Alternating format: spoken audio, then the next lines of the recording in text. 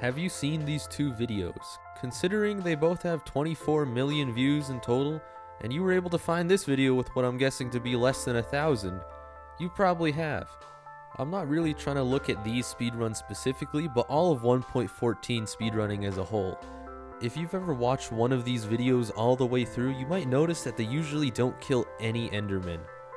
Which is odd because you need Ender Pearls from these Endermen to enter the end, which is how you beat the game. Instead, they use the newly updated feature of villager trading. In 1.14, they made it possible to trade sticks to the villagers to get emeralds. Then trade those emeralds straight back to another villager to get the highly demanded Ender Pearls. And these sticks you would usually get from cutting down all the houses or deforest the nearby land. Yeah, sure sounds fun to be a villager. Without bartering, 1.14 speedruns would have been the same as 1.17 speedruns, where you just kill an Enderman in a desert. Or maybe there'd be another trick, I don't know. Here villagers are, shaping the world of Minecraft speedrunning. To see how the villager got here, we have to start from the beginning of Minecraft's most influential mob. Back when Minecraft was still owned by Notch, and the creative menu still looked like this piece of garbage, in 2011 Beta 1.9 pre-release, Notch would add the Testificate. Other than being useless, the Testificate were capable of walking, I guess. Fun fact, they had the same AI as pigs. Haha, dumb animal. And zombies didn't attack them. Weird. It wasn't until the full release of Minecraft 5 days later that they would be dubbed the Villager and not the Testificate. Which, if you were wondering, meant test, or possibly test if I can. Probably the first one though, I'm not really sure. And that's how it would stay for 4 whole months. It took a real long time for Notch and the crew to figure out how to make villagers do something. And that something was trading. You could do things like get scammed, and get scammed. Damn villagers, more money hungry than Susan when she puts 15 ads on one child lullaby video. Nothing significant would happen until 11 months later, when they would finally have sound. Yeah, they didn't have sound for like 2 years. It's kind of crazy when you think about it, like 2 years? Bro, I'm pretty sure my audience is younger than that. It's kind of crazy. And one other thing they added when they added sound is... Alright, cool, continuing. And next came the Bountiful Update, or 1.8, whatever you want to call it. In this update, they tried to improve on trading. They did stuff like making trades less random, and you could have multiple trades in one menu. But the best thing they added for trading is that they had a tier-based system now, so if you gave them a bunch of emeralds or whatever the hell they wanted, they would give you better deals for better items. Kind of like if you like this video and subscribed, then maybe I won't put off learning Adobe Premiere so the video quality improves, and that would be pretty cool. This all then led to the easiest way to mass produce god armor in the game. If you wanted 10 protection 5 books, you could get that really easily. Oh, but carrots, how would you get that emeralds for this? Okay, so first you put down the piston block like this, bing bing bada boom. You know, put a bit of that and then flick the lever and boom, infinite emerald blocks. Kinda crazy, isn't it? This then led to Anarchy and faction servers having a fast supply of god armor without any item dupes or paying money needed. See, this was great and all, but it only improved the quality of life of really hardcore survival players, and some server players maybe. But that's when you learn about the other features they added. You see, now farmer villagers are able to replant crops for you. This allowed for the making of automatic farms. And it wasn't just for plants and stuff, you could now automatically farm iron with really weird door creations. I'm pretty sure you could do this before 1.8, but just ignore that. And the best part is, it wasn't even hard to make one. Even your average redstone Joe like me could watch a tutorial from Il Mango and make one.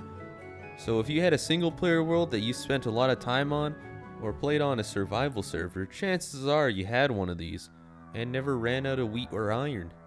As you can see from 1.8, they tried to improve on villagers already, but from the changelog alone, you can see they really didn't add much, but the stuff that they did really helped the game improve. Compared to before, when it took 2 years to add sound, this was a big change, and it was pretty cool.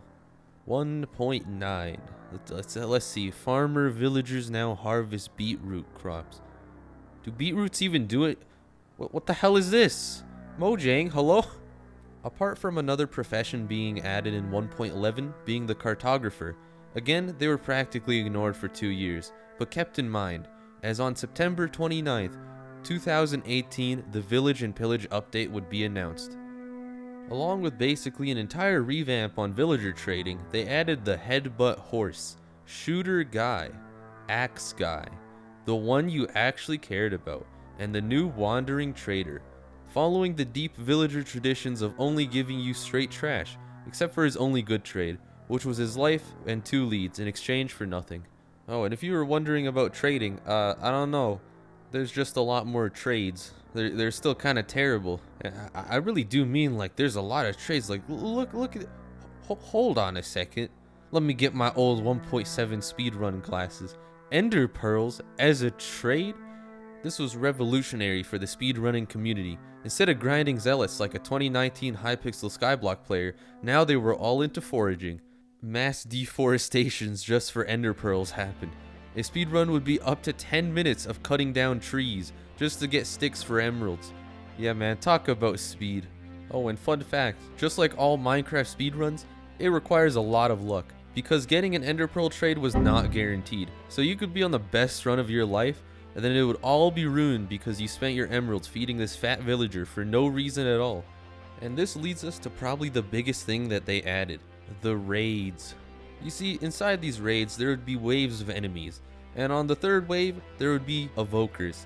Now these bad boys would drop a totem of undying upon death.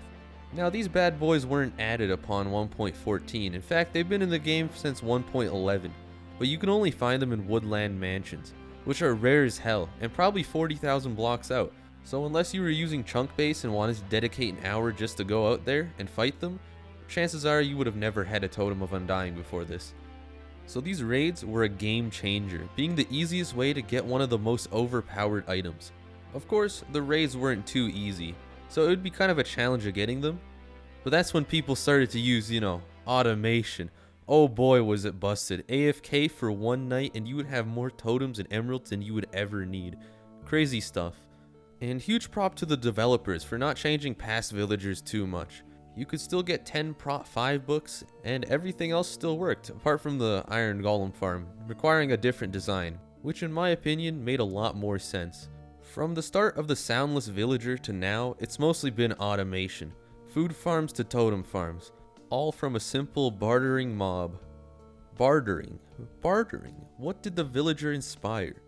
Piglin bartering. 1.16, a new mob was added. And it tries to kill you if you don't have gold, but if they see you get gold, they kill you. Odd creatures indeed. But what's odder? How they are basically a walking slot machine. Basically, if you gave them one piece of gold, or anything that was related to gold, they would give you a terrible chance to get anything from this list. And oh my god, they added Ender Pearls again. Having a 2% chance to get 2 to 4 Ender Pearls.